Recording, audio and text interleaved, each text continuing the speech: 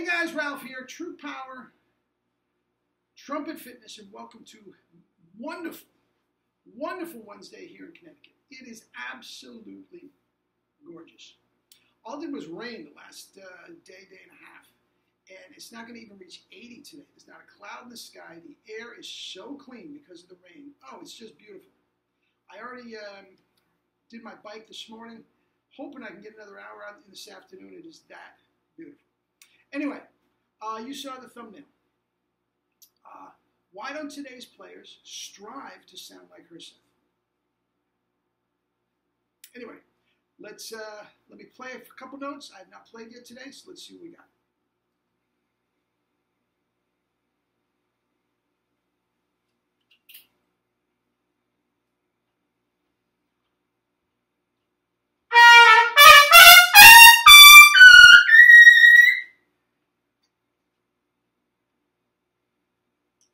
We'll see trumpet. Let's see what we got.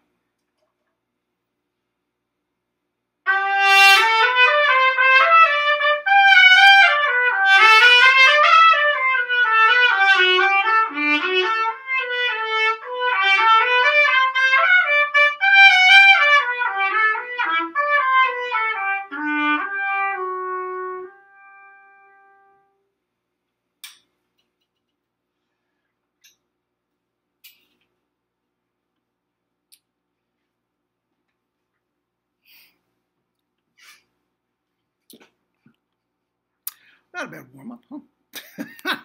Double C's, a little Bach on the C trumpet. Jesu Joy of Man's. I love that piece. Anyway, this was all spurned. I will use his name because he uses his name all the time on the comments. I'm sure you've seen him. His name's J.J. Martin, and he has a wonderful website. Just type in J.J. Martin Trumpet. Go to his website. He has such cool vintage Chase, Maynard, the whole 9 yards. It's a very, very cool website, YouTube channel. For all you guys that love that old stuff, and you young guys that don't listen to that old stuff, you have to. That's sort of what we're talking about today. Now, he did a comment the other day on the comment section, and this is what he got. Ralph, your comment about how the older cats were stronger. Spot on. A curious fact, in the earlier orchestral days, 1920s to 1950s, 90% of the players used a smaller mouthpiece, 10, 12 Bach rim sizes. The Schilke 9, essentially a 10.5C, was Edward B. Llewellyn's piece, and he had a huge sound. The only guys to use big pieces were George Marger and Herbert L. Clark. Clark never played the B-flat trumpet, he played only the cornet. Heck, even Herseth used a 7C. After he had the accident, he had to go to bigger, but only from necessity. Then everybody seemed to follow. Now, I disagree with him with one thing. Vacchiano was doing the big mouthpiece long before Herseth went to it, and he was teaching that way. So, but you get the point. Terrific point. Going to the Bach toilet bowls and getting the quintessential Juilliard blah sound, spreading the chops, smiling, etc., and they wonder why they're only high D players. The 2019-2020 school year is getting ready, and to this day, band directors still tell their students to get a Bach mouthpiece. Amazing. It may as well be the 1919-1920 school year. I see so many kids nowadays just kill themselves because many teachers have the IQ of minus zilch. When I tell my students, if you don't have a strong, consistent, usable balls to the wall, high G on your teeth, then you're still in the embryonic stages of development. I mean, this guy is wise beyond his years. Okay, now that leads us to the guys being stronger. Okay, now I really want to know, and I want to hear from some of you young guys too. Okay, why they don't strive to sound like Herseth, Mel Broyles, John Ware. Why is that? Now, I know, and JJ might have touched on it, I know that the director of the orchestra has a lot to do with it. And if they don't want to hear you sounding like Herseth, they're going to tell you to quiet down. I get that has a lot to it. Seiji Ozawa, had a completely different concept with the Boston Symphony than Schulte did with Chicago. I mean, Schulte, these guys could not play loud enough. They just couldn't. But why don't they strive to do that? Now, I'm going to tell you a story, a couple stories. I discovered this, why we don't strive to do it. Way back when I was in college, 18 years old, Herseth was the rage. Everybody wanted to be Herseth, the chops and everything.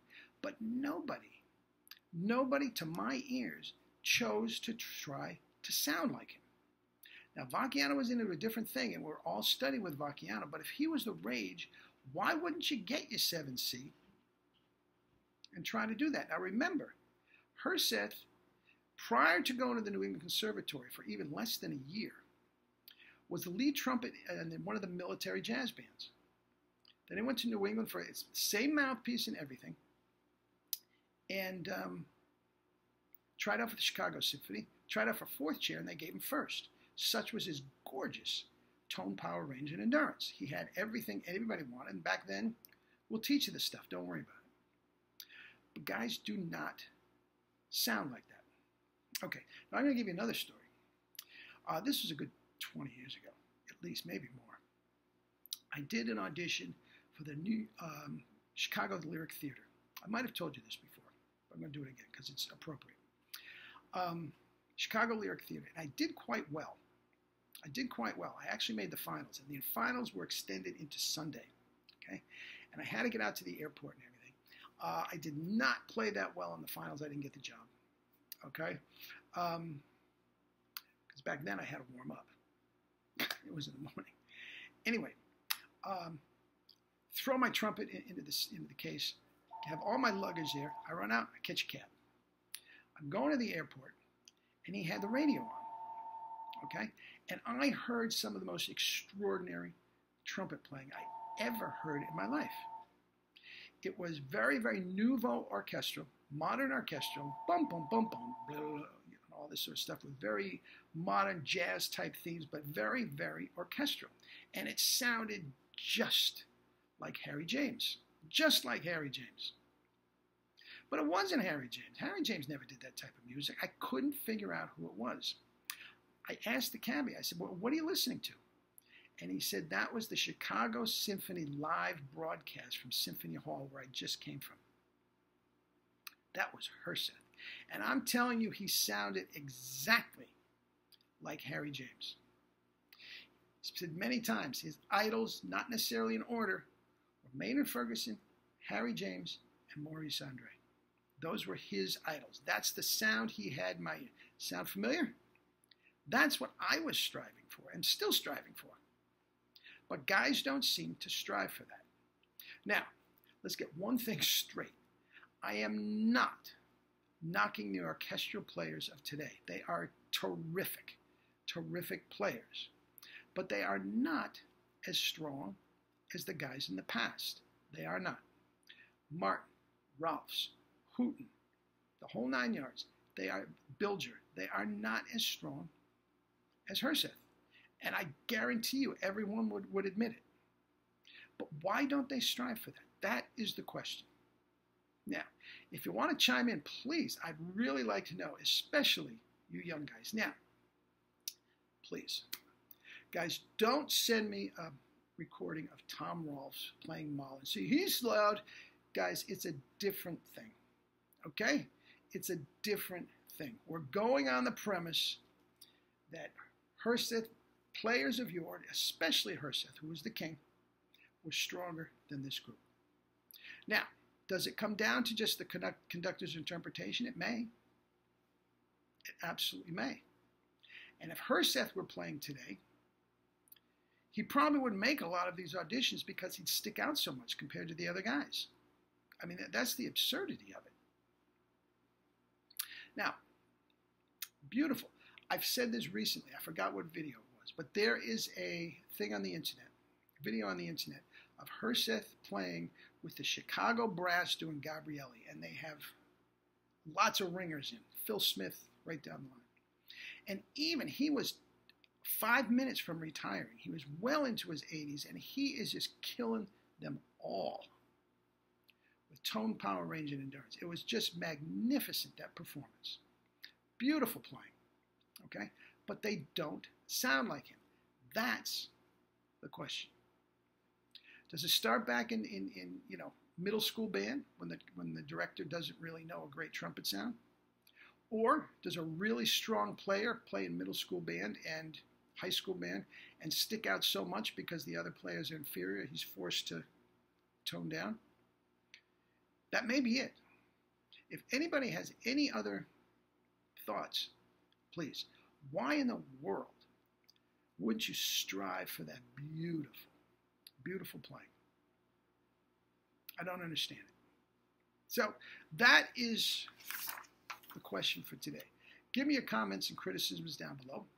But again, we're going on the impression, guys, you're not going to convince me these guys are stronger than those. You're not. So let's just get that off the table and give me reasons why you think they're not as strong. All right? All right. Thursday, Phil Smith's bottom lip. Friday, George Vosberg's bottom lip. I really and truly, along the same lines, I think these are the last two guys of that generation that were just strong. Just strong, man. And that's the last group. And each one of them had ties to Herseth. They both spent time in Chicago with the symphony and whatnot. It's very, very interesting. And the bottom lip is so telling. So telling. Wait till you see it as compared to Bilger and Allison Balsam and all that. Anyway, that's that. So eat and drink your fruits and vegetables and live your life with true power. Love you all.